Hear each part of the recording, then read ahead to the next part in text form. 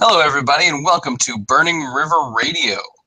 I'm Joe Coblitz at BR Baseball on Twitter, and I have traded Justin Lada to Cleveland Baseball and Brews for a player to be named later in Jensen Lewis. Ooh, boy, you got fleeced. Oh, no, here's Justin right here. I'm not going away that easily. That was a surprise. I thought we were going to have Jensen Lewis on this podcast like the fancy people do. Oh, yeah, well, if you want your listeners to actually hear about baseball and not sound stupid and become smarter than everybody else because they played, then I don't know how you can have a conversation with Jensen for 20 minutes and not ask him anything statistical to somehow that happened on that other show. Anyway, big news of the day being the trading deadline, is that the Indians picked up Joe Smith. And you could think, like, didn't the Indians already trade for Joe Smith? Yes, but this is a different time. Same guy, but they did it again. They didn't. Franklin Gutierrez was not involved this time. should have been. I guess. Anyway, so they sent. I guess I want to talk about the guys they sent a little bit, and I'll talk about one, and you can talk about the other because those are the ones we've seen.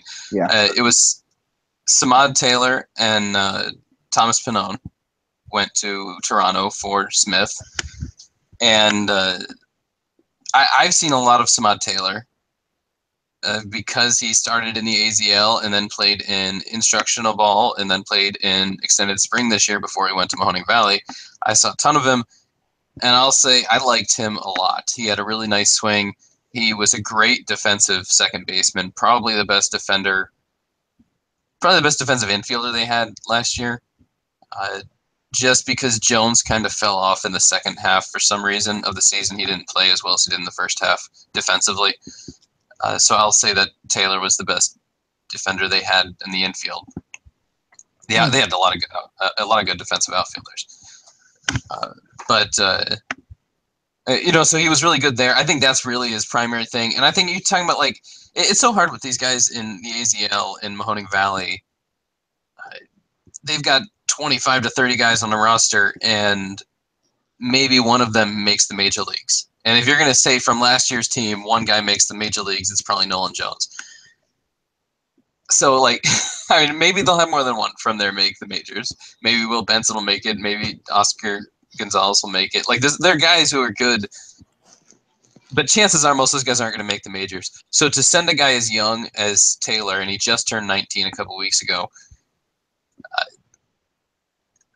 to send a guy like that out is not a loss. So the guy who is a loss, I'll let you talk about, and that's Pannone. Yeah. Yeah, I mean, that's... First of all, I mean, people always dig into this stuff. Like, you see all the reports on Twitter, like, oh, they didn't trade a top 30 guy. They didn't trade a top 30 guy. Everybody refers to, I think, MLB Pipeline because that's what's on Major League Baseball's website. So it's the most accessible prospect source. If you don't subscribe to Baseball America or Baseball Prospectus, and I have at different times had subscriptions to both. And I buy Baseball Prospectus's book and Baseball America's book each spring.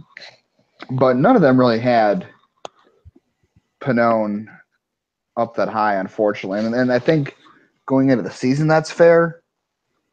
Because last year he was down. I know he was down in the low 80s at some point with his fastball and was struggling towards the end of the year. So that's fair. But when Pipeline redid their midseason prospects, they left out the top 30.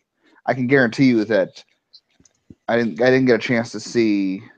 I don't think Baseball America or Baseball Prospectus goes that deep at midseason.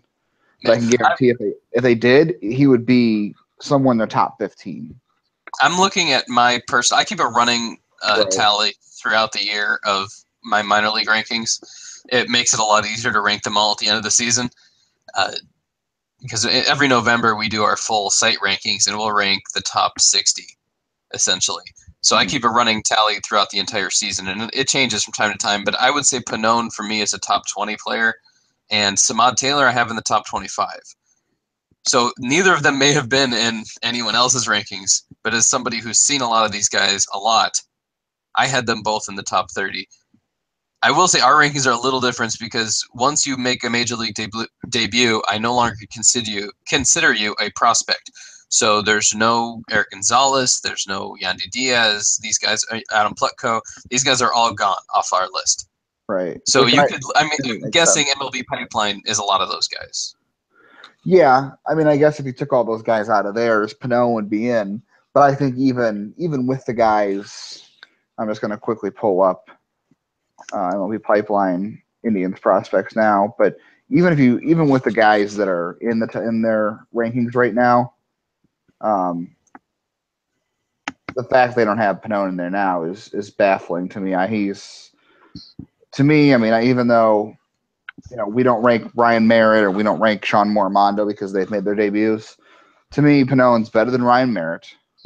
Well, I think that's apparent. Yeah, Right. I would say he's better than. I would say almost every pitcher who's in AA or Advanced A right now is better than every pitcher in AAA. It's kind of, at least as far as ceilings are concerned, and that's probably an overgeneralization, but the staff in Lynchburg is incredible. And the double. I wanted to point that out too. Did you see Shank threw a 9-inning no-hitter on Saturday? Yes, I did. That's incredible. Yeah, so those guys are all great, and there's a few really good guys in AA, and I gotta temper that because I think Peoples is in AA, and I really don't like him. But other than him, yeah, just looking at this list. Okay, Brady Aiken's 25. I'm gonna say right now, I've seen Pannone and Brady Aiken a lot in the last year each. Brady Aiken this year and Pannone, I saw more last season before he got promoted. I would have Pannone over Brady Aiken. I don't think at this stage of his career, Brady Aiken's ever going to pitch in a major league game. He walked 6 guys yesterday. Thomas Pannone to me is going to be a major leaguer at some point. Even if he did, he's so far away. And like I said, these higher minor league guys, the double and AAA players, you can be fairly sure whether or not they're at least going to make it to the majors. And like I said about Taylor, you don't know. I mean, maybe Taylor gets hurt and never makes it past Advanced A. Maybe he's got a hole in his swing, and at the higher levels they take advantage of him, and he can't continue on playing. Whereas a guy like Tyler Krieger, who's already up there, he has a much better chance of making it to the majors in any fashion. Right, your percentage. And that's kind of why I think that's why, like, Pipeline will rank Eric Gonzalez way higher than he should be. Because to me, Eric Gonzalez is and always has been a utility infielder. And I know Andre Knott got mad at me one day for saying that. Oh, just let him play his career out, yeah. Yeah, it was like the first day he came up, or he hit that first home run, and everyone went crazy, like Eric Gonzalez is some sort of superstar. And I'm like, no, when I was watching this guy, I think I did see, if I didn't see him in AZL, he was here like the year before I was. And I've followed his career throughout the whole time frame, and every level it was like, this guy's utility infielder, this guy's utility infielder. That's just the way it looked. If Alexis Pantoja ever plays an inning in the majors and he hits a home run, I'm telling you right now, he's a utility infielder. Like, that's you can't tell 100% of the time, but you can tell some of the time. These guys are not superstar material. So I don't even like wasting those kind of guys are easier to identify than superstars. Like Will Benson and Nolan Jones are drafted high and they have high ceilings, but when you see a guy like, you said Samad Taylor or Eric Gonzalez, those are guys you can look at and say, okay, they don't have superstar ceilings, but you can see some of their tools make them somebody who can provide value to a big league bench. So, like, those guys are probably easier to identify their future. Like, you can easily see, like, okay, this guy's probably going to make the majors. Like Roberto Perez in Lake County. I could tell. I think a lot of us could tell he was part of the Captain's 2010 championship team. It was pretty easy to see defensively at some point he was going to get a shot in the majors because he was just so good defensively. Those guys you could see from a long way away, but it's guys like Will Benson or Nolan Jones that are harder to identify their future because there's such a high flame out rate for those guys. But yeah, I'm with you on Gonzalez. I think Taylor probably qualifies the same thing. And So, Pannone, any pitcher has a higher flame out rate because they're pitchers. But to me, what Pannone did at Double A this year pretty much solidified his ceiling. I think his ceiling is a guy who's a 4 or 5 starter who can, give you what a 4 or 5 starter does. And at worst, he's Brian Mayer, where you can bring him up if you have a injury or a doubleheader. He can be that 6th starter and at least give you a shot to win. So, all right. So I want to ask you, obviously you don't really know because we don't know what's going to happen with these guys in the future. But at the moment, do you feel it was a fair deal? in 2017, yeah, it's a fair deal, I think, because Thomas Pannone's not going to pitch for the Indians in 2017. It's very unlikely he's going to pitch for the Indians in 2018. Hell, it may be impossible for him to pitch in 2019 here because Tristan McKenzie should leapfrog him at some point. Mm-hmm. There's Aaron Savali, there's Shane Bieber, there's And even Matt Merriweather. Esparza's played well. There's a lot of high ceiling guys. Right. So 2017, 2018, 2019, very unlikely that Pannone was going to make any sort of impact, at least in 2018. He could have made his debut in 18 or 19, but very unlikely to make an impact. So I don't love they gave up that kind of depth for a 33-year-old reliever who's going to be a free agent at the end of the year. That kind of bites. And obviously Taylor, I think we can both agree. I haven't seen Taylor as much as you at all, actually. I think we can both agree that Taylor wasn't going to contribute to this team for another 4 years. At the very and least. it's kind of like the trade last year where they sent Jan-Liter Salinas to Tampa for Brandon Guyer. It was like I had just watched Salinas pitch the night before, and he was pretty good, and he was the most consistent pitcher on that team. That included Brady Aiken, and it was a little disappointing to see him go. But I was like, well, when is he like? You never know if he's ever going to pitch a game. So, I mean, yes, it's very much worth it for Guyer. And I think this is probably a good trade. It's tough. Sean Armstrong is going to end up getting sent down to AAA again for this. And I like Sean Armstrong. He took a lot of heat tonight because he gave up a run. Yeah, I mean, I love when relievers get ripped on for allowing a run and what essentially was a blowout because the Indians' offense didn't show up. But I'm going to say that I still think the Indians need more relievers from the minors right now. And with Brian Shaw as a free agent at the end of this year, Joe Smith, who they just acquired, is going to be in the bullpen for the rest of the year. He's a free agent at the end of this year. And Cody Allen and Andrew Miller are both free agents after 2018, I believe. So you need somebody to come up now and be a lights out reliever. And I think that it possibly could be Armstrong, probably not, but there's a chance. And McAllister's going to be gone by then too.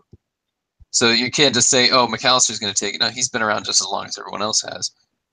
So you really have to look for the youth, and you got to test these guys. You can't just keep them in AAA for life. Right. I mean, you have to make sure you have guys to take over. I mean, that's why I thought it was kind of short-sighted to DFA Percy Garner. And what I've heard or what I saw on Twitter was that Percy Garner's had a pretty rough year throwing strikes. I'm not sure what happened to him, but it sounds like he's kind of not really finding the strike zone or not putting together back-to-back solid outings. I know he was hurt.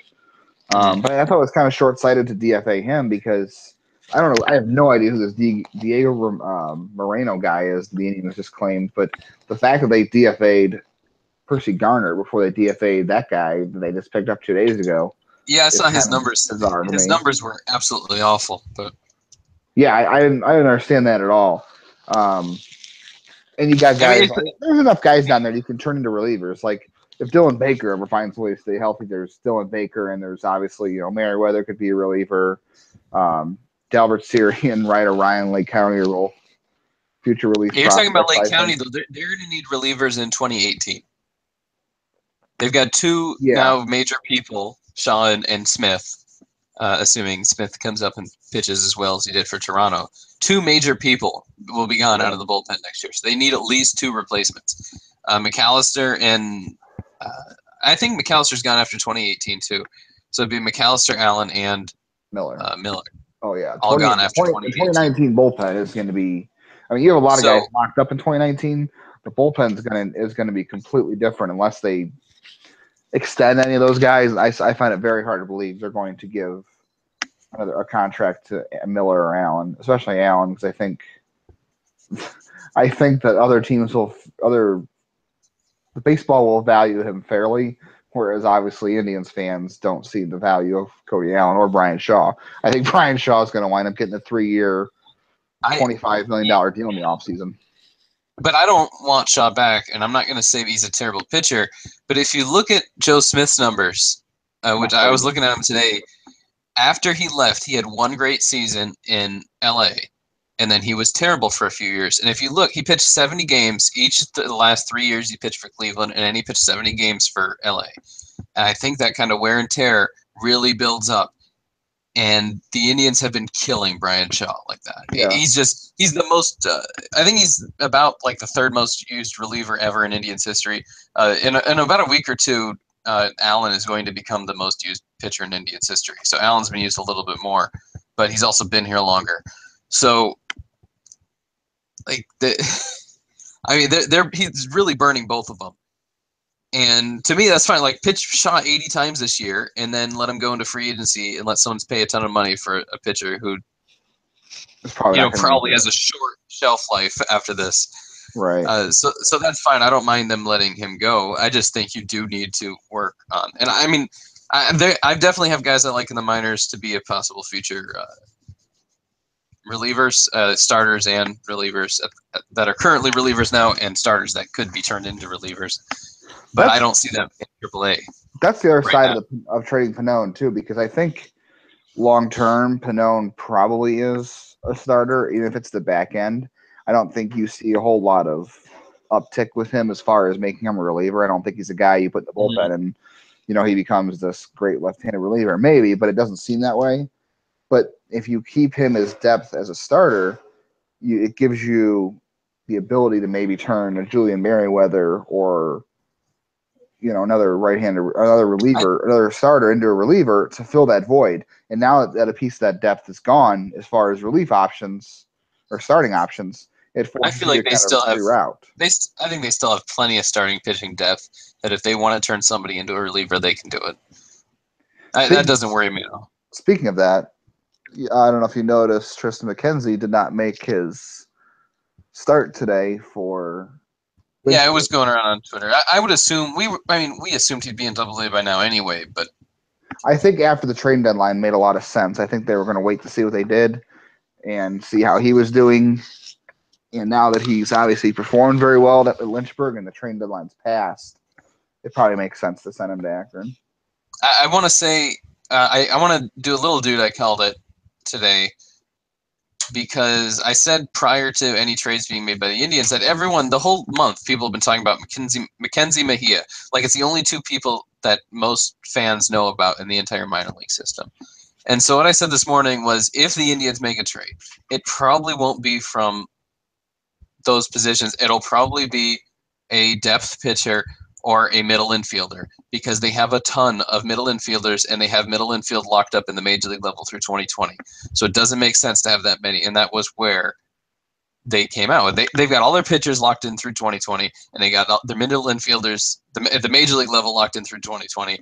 And they've got guys behind them like Eric Steinmetz, and they've got Tyler Krieger, who are nearing major league ready.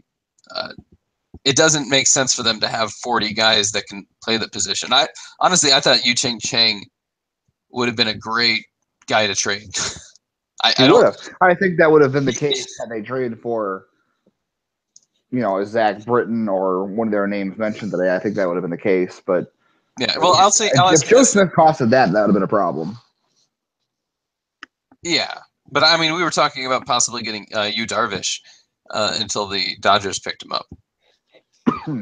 Or even Sonny Gray before uh, the A's moved him to New York. Those were both subjects of interest for the Indians. And they said after the deadline that they pretty much had talked to every single team about every major player who could possibly have been moved. So I think, but that's to me, that's where you deal from. You don't deal your catcher. You have one catcher. Literally, they've drafted all these catchers the last 2 years. They have one catcher who looks like a major league catcher. You don't trade the one catcher who looks like a major league catcher. That'd be insane. I would This argue one with guy. you about Eric Haas, but I mean, I get your Well, point. Yeah, okay, but a major league starting catcher who can hit. They have one. Eric Haas can hit. Have Okay. you not seen the home runs? Okay. I've seen him play in I mean, person.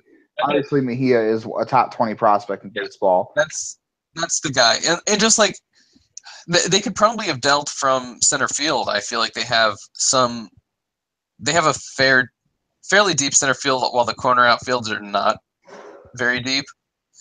But I wouldn't have traded Greg Allen. Like to me, I would have put him off limits just because he's so close and because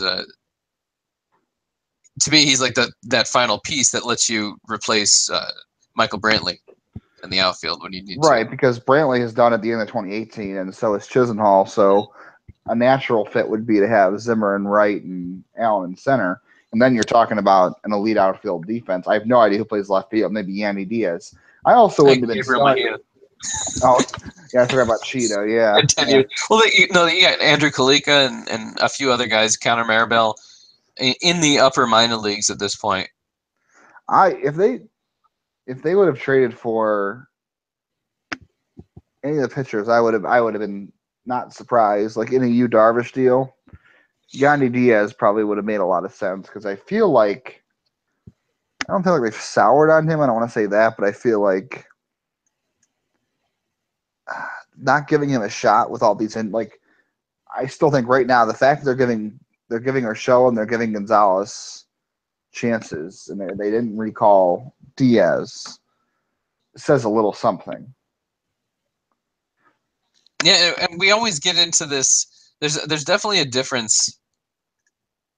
Oh, I have to look up the actual quote now, but there's definitely a difference in what they say and what they do. Yeah, like what the standards are of baseball, like what fans understand, and what the team actually does itself. It makes no sense. And I got to read this quote by Terry Francona about Kyle Crockett and Tyler Olson because it makes no fucking sense. I didn't understand that one at all. Okay. It says, they're a little different skill sets. Crockett is not the left-on-left guy. I think Olson can be a left-on-left at some point, but I think he also has enough movement on his fastball that he can throw a full inning. I don't understand what the hell that means. I didn't understand it from the second Zach tweeted it. Okay, so the Crockett half, he's not a left-on-left guy. That means he's either too good against everybody that he can only be used as a matchup lefty. And he's only thrown, 64 innings in his entire major league career. And 30 of those came in his first season when he had a 1.80 ERA. And at that season, I would believe, yeah, he's too good to you should use him against everyone. But he hasn't pitched as well in the last couple of years. And so let me get his splits here. So he's not a left-on-left guy. Against lefties, he has a 242 batting average against 301 on base percentage, and most importantly, a 309 slugging percent. Those numbers are all significantly higher against right-handed batters. He's also struck out 42 to 10 walks against lefties compared to 19 strikeouts to 13 walks against righties. And he does have slightly more plate appearances against lefties because he has been used as a loogie some of the time. But to me, like looking at those numbers, how can you say he is anything but a left-on-left guy? So he said, literally, that's what he said. He is not a left-on-left guy. I don't get it. I don't get it. And Tyler Olson, but if you're saying he's saying that that Crockett's not a left-on-left guy, but he's saying Tyler Olson's not either, but he could be.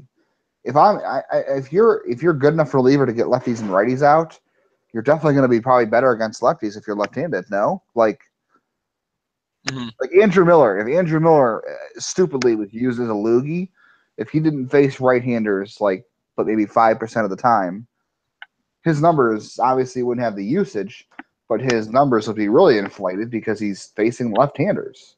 So you would think okay, if he's not just a left-on-left guy, he can get both out.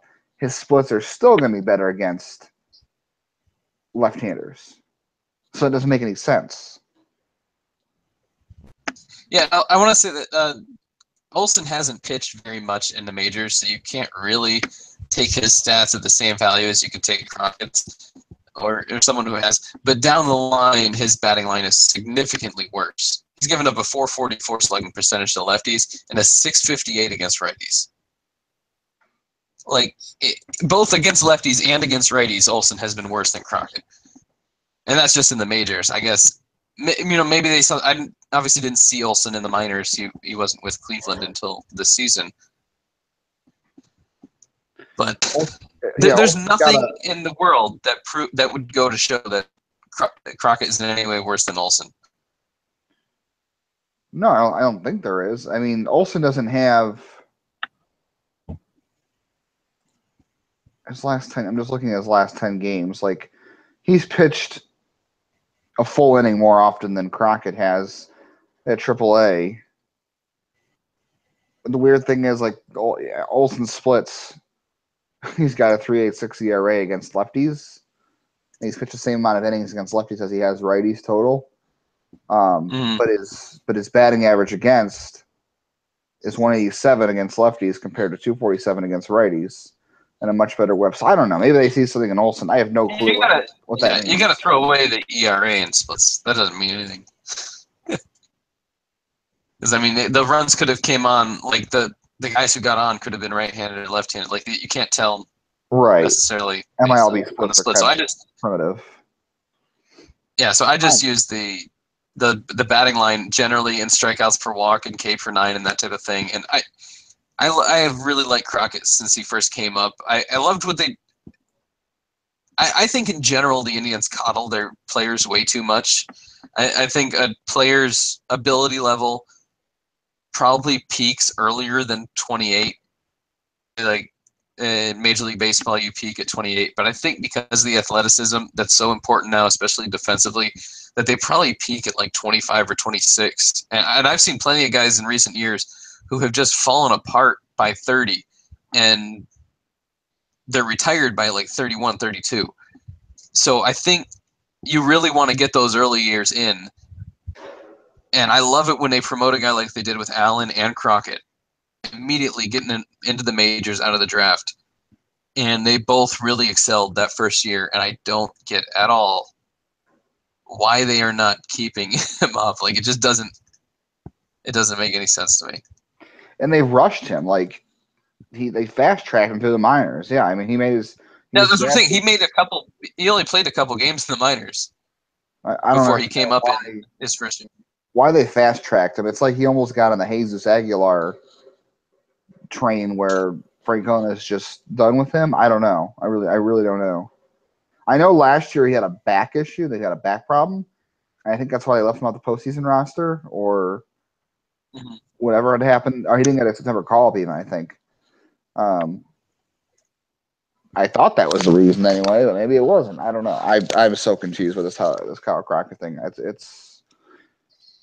It's beyond comprehension at this point to me, I guess. Yeah. Okay. So the last thing we want to talk about today, and this probably took 6 hours to actually talk about it, so we don't. Yeah. I guess it's more of a complaining about it.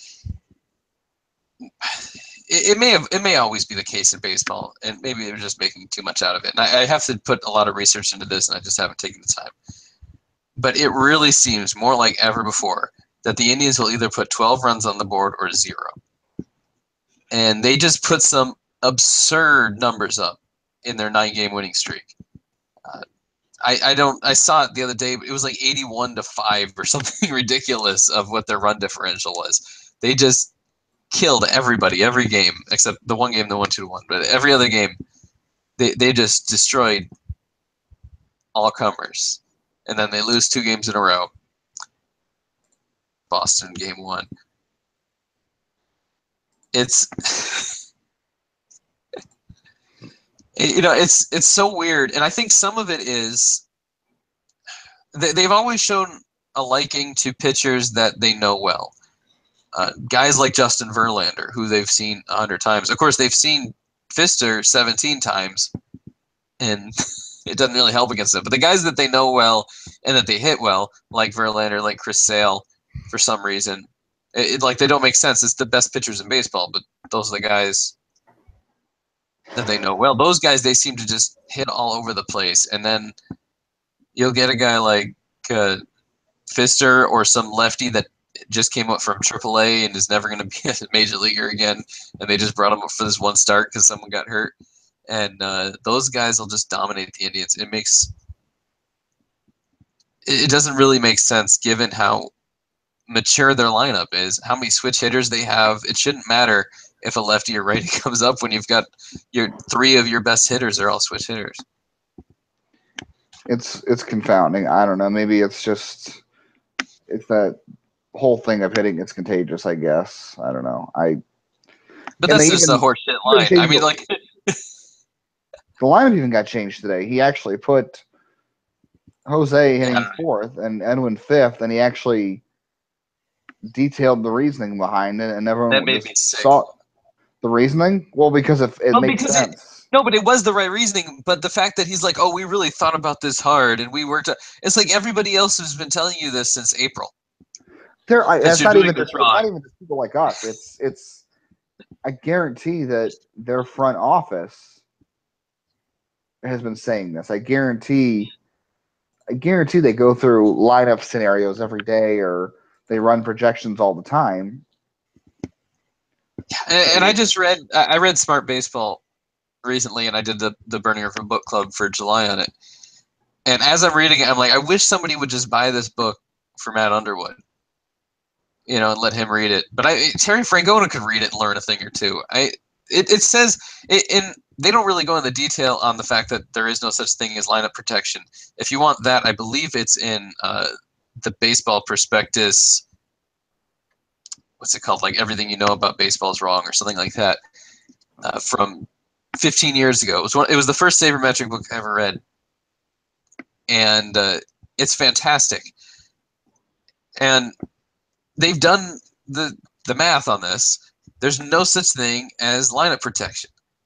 The only thing, you can change the amount of walks somebody gets, but that's it.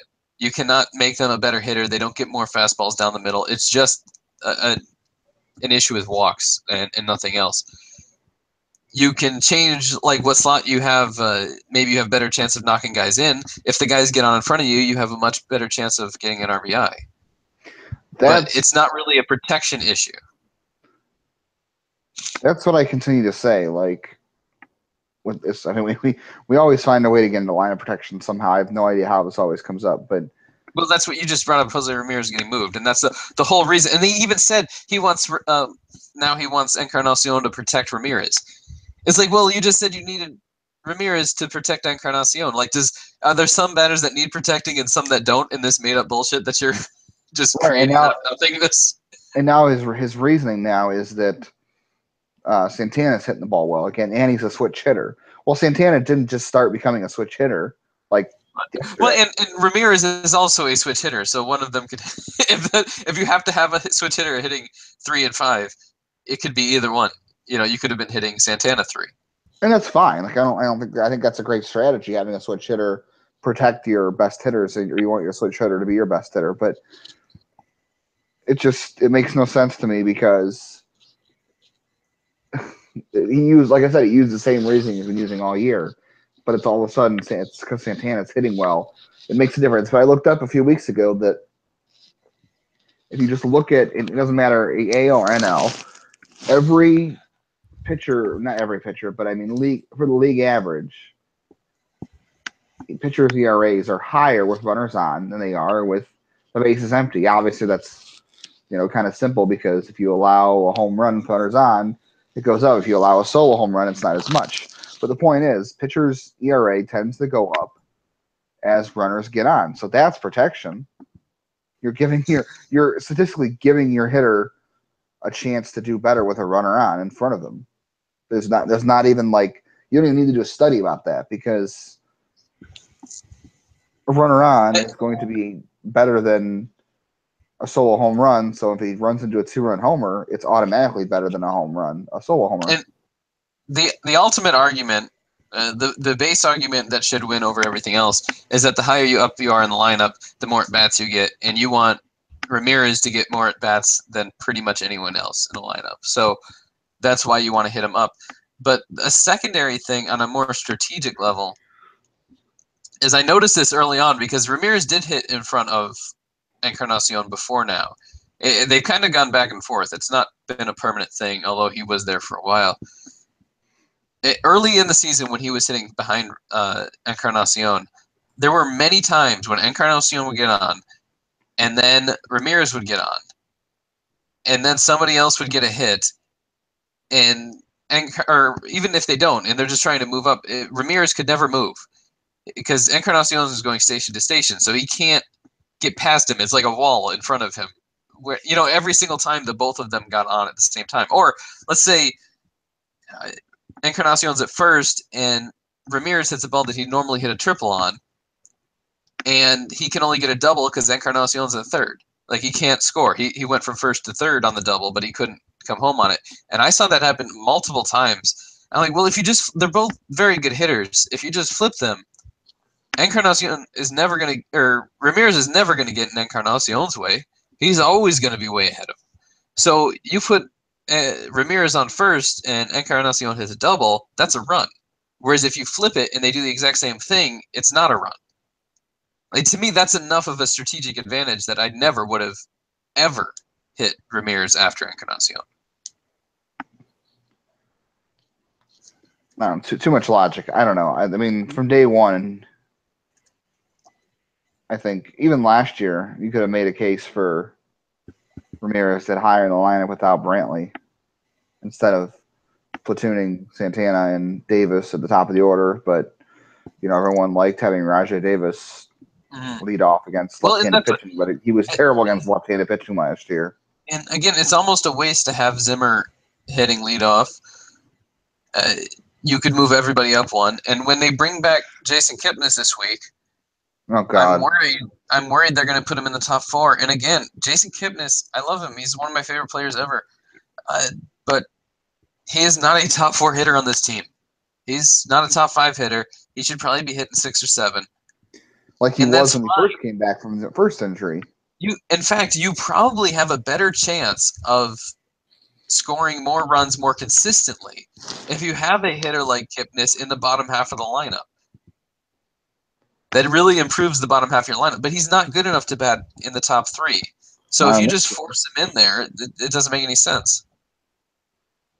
Yeah, I mean, just because a guy used to do it, but the thing is, those lineups weren't as good. When you had, God, I can't even think back to how bad those 2015 and 14 lineups were with David Murphy and Nick Swisher and Michael Bourne.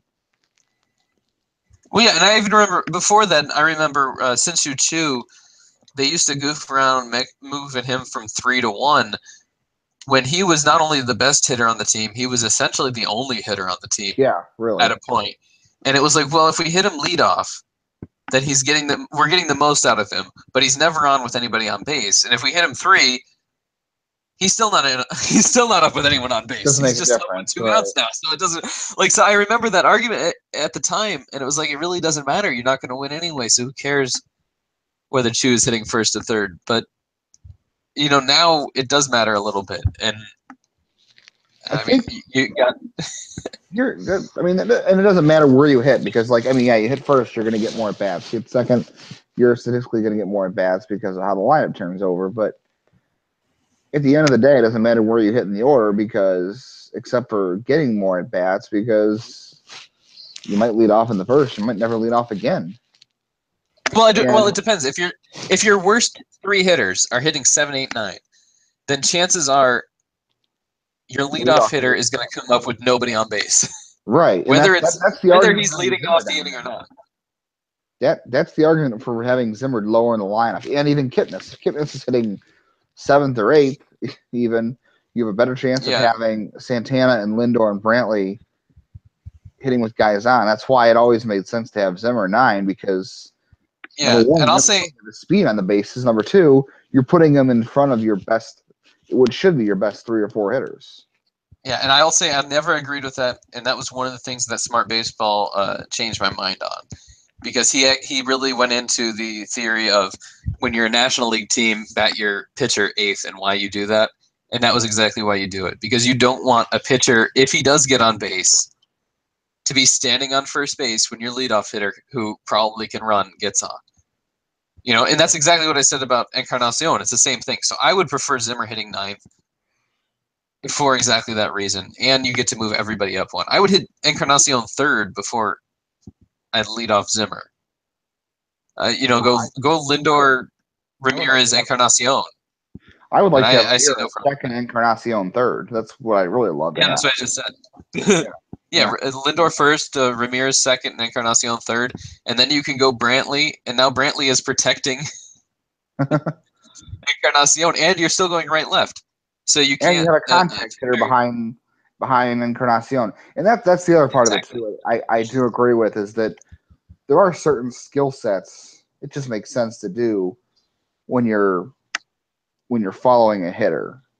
Like, I mean, as much as I hate the idea of a hit, I'm not agreeing with Jose protecting Edwin, but because it made no sense because he clogs the bases up. But the idea that you would want a contact hitter, a guy who makes a lot of contact in that situation, makes sense. Because if someone in front of him draws a walk, even though Edwin's a truck, it makes no sense. But if Jose draws a walk and Edwin's behind him, if Edwin's protecting, I'm using air quotes here, protecting Jose, and Jose gets on base, yeah, you can't probably do a hit and run because Edwin's going to swing through it, and you can't do it the other way because Edwin's a truck, and when Jose is up. Yeah, and I'll say it didn't work out tonight because Encarnacion grounded into a couple double plays and he didn't do much. But in the long run, you've got a guy who's an extra base hit machine like Ramirez. Edwin coming up after him and either walking or hitting a fly ball to right field or whatever, those are all positive things, and he's going to move up on those plays. So I think in the long run, it works much better in this particular way. And to me, like the lineup seems so easy to set. You just go, Lindor, Ramirez, Encarnacion, Brantley, Santana. Like it falls into place so simply. Without stacking And the yet lefties, yeah. they make such a big issue about it, like it's rocket science, and it isn't. Put your best guys on top. Make sure you don't mess anything. It just seems so simple to me. And watch tomorrow; they'll score 5 runs in 5 innings off Chris Sale. Just watch. Who's having Well, the they best year of probably his career. will. Yeah, they probably will hit Sale. And even though he's a lefty, he throws harder though. It's the soft tossing lefties they seem to have issues with more. All right, I think that's it. I fully expected them to come in today and hit the crap out of Fister. I really did, but I saw a stat after the game. I think they said in 15 of the 17 times Fister's pitched against the Indians, he's allowed 2 or fewer runs. Sounds about right. So I mean, they can't hit him. So it is what it is. You move on and go to the next day, and hopefully they don't play the Red Sox in the playoffs. Yeah, because they'll just start Doug Fister. They won't start every game. They'll start Doug Fister. Yeah, every game. Yeah. All right, that's it for today. We'll be back with you next week for more. Hopefully something changes by then. Kipnis will be back at least. Oh, you didn't mention trades you wanted to see happen or did not want to see. Oh, that's happen. that's okay. Did you have anything you were hoping happened? Me personally, I would have been fine if they. The thing is, like, if they got like you Darvish or Sonny Gray or whatever, then you can take one of your starters and put him in the bullpen instead of getting Joe Smith, and you can and you would go back to a 5-man rotation, I think, for sure. So that means you're getting rid of, and Tomlin's on the DL, so he got rid of himself after pitching a no-hitter. Of course he did.